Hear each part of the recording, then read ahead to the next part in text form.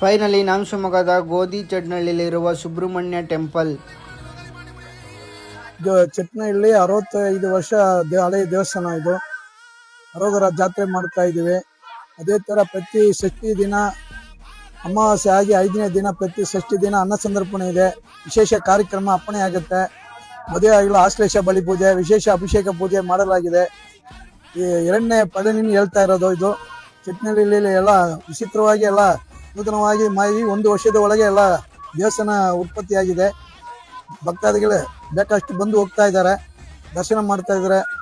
ಅದು ನಮ್ಮ ಊರಿನವರು ಚಟ್ನಹಳ್ಳಿ ಗ್ರಾಮವಾಸಿಗಳು ಅನೇವರು ಕೋಆಪರೇಟ್ ಕೊಟ್ಟು ಎಲ್ಲ ಇಷ್ಟು ಚೆನ್ನಾಗಿ ಮಾಡಿಕೊಡ್ತಾ ಇದ್ದಾರೆ. ಪ್ರತಿಯೊಂದು ಈಗ ದೀಪ ಉತ್ಸವ ನಡೆಯುತ್ತೆ. ಕೃತಿಕಾ ದಿನದಲ್ಲಿ ಭರನಿಧಿ ಪೂಜೆ ಒಂದು ನಡೀತಾ ಇರುತ್ತೆ. ಭರಣಿ ಕಾವಡಿ ಕೃತಿಕಾ ದಿನ ಕೃತಿಕಾ ಕಾವಡಿ ಮಾಡ್ತಾ ಇದೀವಿ. ಅದೇ ತರ ಕೃತಿಕಾ ನಕ್ಷತ್ರದಲ್ಲಿ ದೀಪ ಉತ್ಸವ ನಡೆಯುತ್ತೆ. ತೈಪೂಸ ಅಂತ ಹೇಳಿ ತೈಪೂಸ ಹಾಲ್ ಕಾವಡಿಗಳು ತರ್ತಾ ಇದ್ದಾರೆ. ಅವತ್ತು ಕಾವಡಿಗಳು ಅರೋಗರ ಜಾತ್ರೆಯನ್ನು ಅವತ್ತು ಕಾವಡಿ ತರ್ತಾ ಇದ್ದಾರೆ.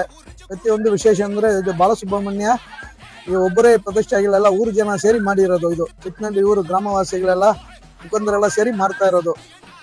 ದಿನ ಇದು ಹೆಚ್ಚಿನ ಸಂಜೆ ಭಕ್ತಾದಿಗಳು ದೇವರ ದರ್ಶನ ಮಾಡಬೇಕಾಗಿ ಕೇಳ್ಕೊಳ್ತಾ ಇದೆ. ಹೊರ ಜನಕ್ಕೆಲ್ಲ ಈಗ ಜಾತ್ರೆ 2 ದಿನಕ್ಕೆ ಅನ್ನ ಸಂದರ್ಪಣೆ ಮಾಡ್ತಾ ಇದೀವಿ. ಪ್ರತಿಯೊಬ್ಬರು ದರ್ಶನ ಮಾಡಬೇಕಾಗಿ ಕೇಳ್ಕೊಳ್ತಾ ಇದೀವಿ.